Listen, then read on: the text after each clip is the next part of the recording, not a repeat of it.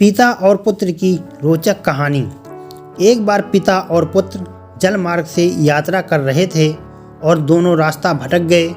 फिर उनकी नौका भी उन्हें ऐसी जगह ले गई जहां दो टापू आसपास थे। फिर वहां पहुंचकर उनकी नौका टूट गई।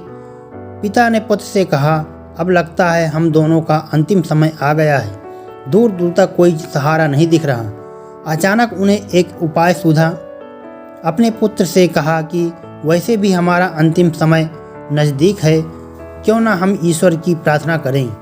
उन्होंने दोनों टापू आपस में बांट लिए, एक पर पिता और एक पर पुत्र। दोनों अलग अलग ईश्वर की प्रार्थना करने लगे। पुत्र ने ईश्वर से कहा, हे भगवान, इस टापू पर पेड़ पौधे उग जाएं, जिसके फल फूल से हम अपनी भूख मिटा सकें। प्रार्थना सुनी गई। तत्काल पेड़ पौधे उग गए और उनमें फल फूल भी आ गए।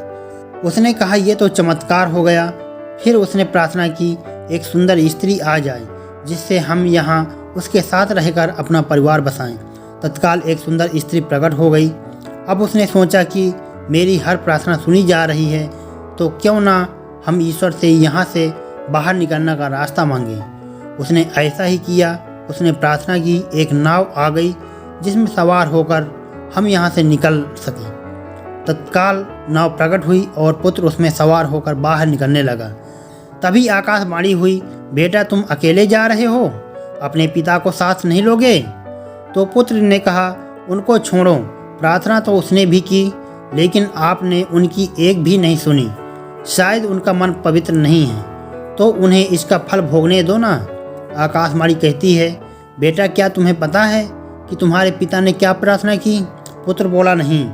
तो सुनो, तुम्हारे पिता ने एक ही प्रार्थना की है, हे भगवान, मेरा बेटा आपसे जो मांगे उसे दे देना।